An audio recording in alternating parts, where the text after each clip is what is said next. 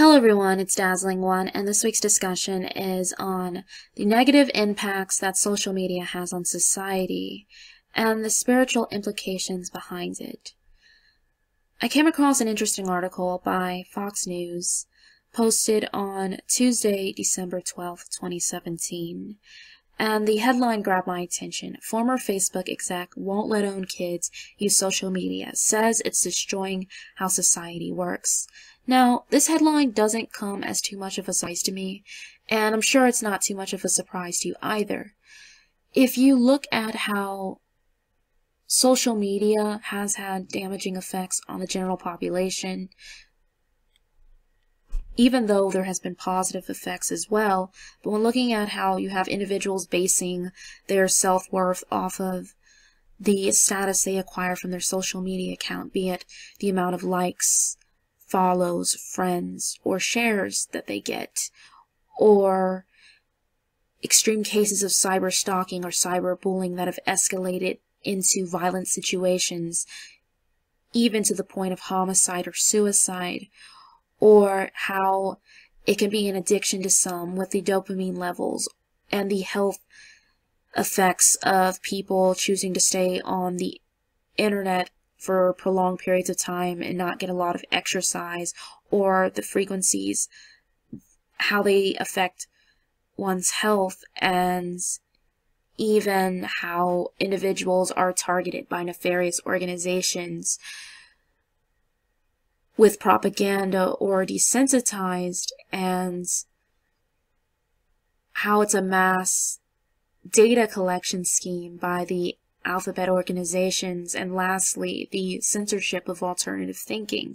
We can see that Pandora's box has been opened with the advent of social media. And I'm not going to read from this entire article. If you're interested in it, you can view it in the description box down below. But I'll read a couple of paragraphs and then discuss this a little more. Chamath Palihapitiya, a former Facebook executive and the CEO of venture capital firm Social Capital, said in a November interview that social media is damaging society and voiced concerns about its impact on his own children. In the November interview at the Stanford Graduate School of Business, Palihapitiya, also a co-owner of the Golden State Warriors, said that he feels tremendous guilt for helping build Facebook into the behemoth it is today. Palihapitiya joined the company in 2007 as its vice president for user growth, 3 years after it was founded in a Harvard dorm room by Mark Zuckerberg. It's really interesting to see a lot of these tech giants respond to how they feel about social media now. And a lot of this is propaganda to talk about Trump and Russia. It's also to get censorship rolling, because just a couple of weeks ago I was covering a story about how Facebook was going to roll out artificial intelligence to monitor potentially suicidal posts without users' consent. And we see a similar thing happening on other platforms such as YouTube. Recently, they announced that they had a problem where children were viewing inappropriate content that had been targeted at them from the algorithms that the machines were controlling, and there wasn't a lot of human intervention, so now they got to roll out 10,000 moderators to oversee this, and this is more excuse for censorship. And there's been this brewing competition between new media and old media, and I believe new media essentially was created to be a data collection scheme, but it's turned into something positive in that people are questioning the mainstream media, and in many ways more people prefer alternative media than mainstream media, so that's why they've been cracking down on content creators and putting up more censorship rules. But they're using this as an excuse to monitor the internet. But there is this problem, though, of children seeing things they ought not to. And they were seeing sexually explicit material and violent material. And there were channels like Truth Media Films or Revolution who were exposing this and his channel is no longer up. I don't know if it has anything to do with this or not, but we can see that they're saying that this wasn't their fault, it was the algorithms, and some might shake their head and say, yeah, right, we know you guys had something to do with it. But this does raise another question about the algorithms, because a lot of this is being done through machine learning, and machine learning is a bit different than traditional programming. Essentially, the machine learning was programmed by computer programmers, but then it develops a mind of its own as it collects data and creates its own code. Recently, there was a story that came out about how Facebook's AI created its own language in a creepy preview of our potential future. And this is interesting because these bots created their own language, so we can see that in a sense that technology is taking on a mind of its own. And this is where I might lose some people, but I believe this connects to the spiritual. And how I think this is even just looking at the etymology and just how our technology is set up.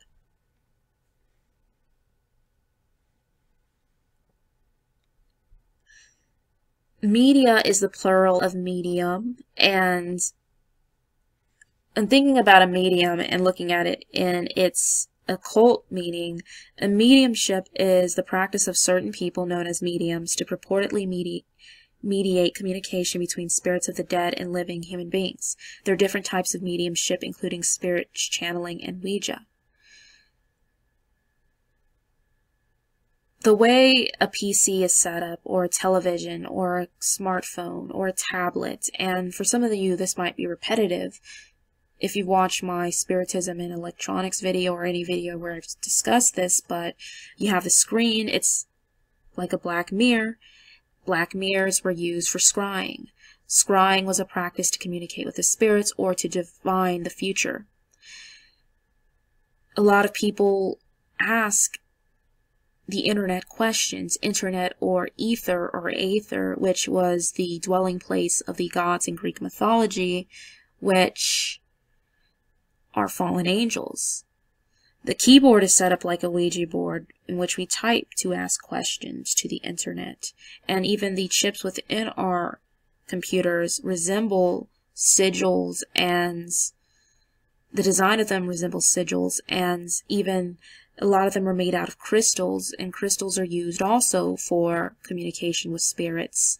So there's just so many odd things even when you look at the setup of it. And as I learned from doing the video on Spiritism, a lot of 19th century scientists and inventors were occultists as well, and they were actually trying to create devices to communicate with spirits, but instead they got things like the telephone or the television. And we use it today, but it's interesting that that's what a lot of it was rooted in. And even when we look at the idea of spirits using social media to communicate with us, we can see even stories like I covered earlier in the year about how there was a satanic WhatsApp message that unleashed demonic possession on 2 teenage girls. And they call this a case of mass hysteria, but still, you have people who are claiming to have been possessed through a text message that was shared on a social media app.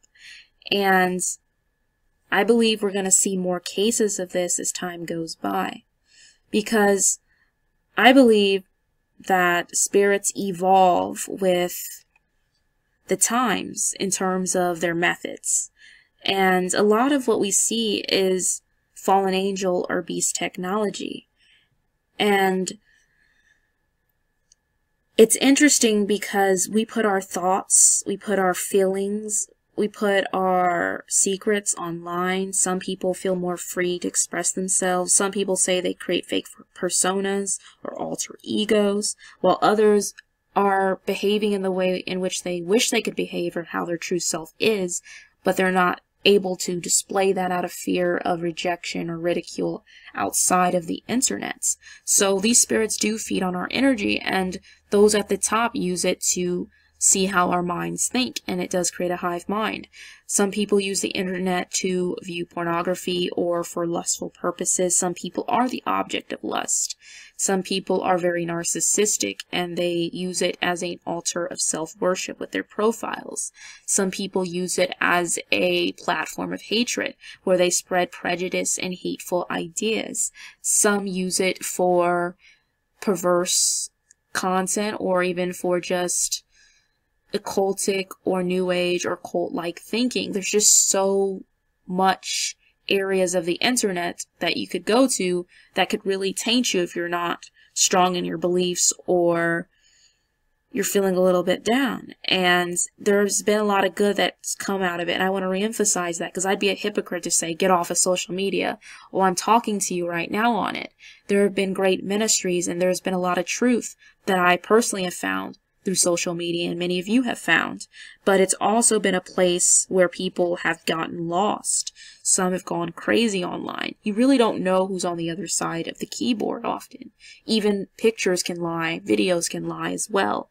But these spirits feed off of the energy in which we produce through this medium or social media. And even, it reminds me of what some of you guys brought up to me about Snapchat. Now, it's no mistake that Snapchat's icon is a ghost. That's what they use. And now we have people claiming that they're having ghost sightings on Snapchat. Now, some of this could be Photoshop or hoaxes because there's the technology to do that. But I do believe that spirits will manifest themselves more so online, and it's funny because they can do this and most people are going to dismiss it as just some glitch in the camera. Or, you know, Photoshop for the critics or skeptics. So we're seeing more of this. So it's just so important that we guard our minds and that we take every thought captive to the obedience of Christ. We don't get too caught up in this social media game. And we remember at the end of the day that there is a world outside of this virtual world that they've built for us. And I know personally, even I've had instances where I've been tempted with certain negative thoughts or to act negatively in a way, to sin, and I've seen, without Googling or searching any of this or verbalizing it, content directed at me on YouTube or on some other social media platform or an advertisement to tempt me in that way. And I don't think that's just random or by mistake, but I just want to remind you guys of James 4:7.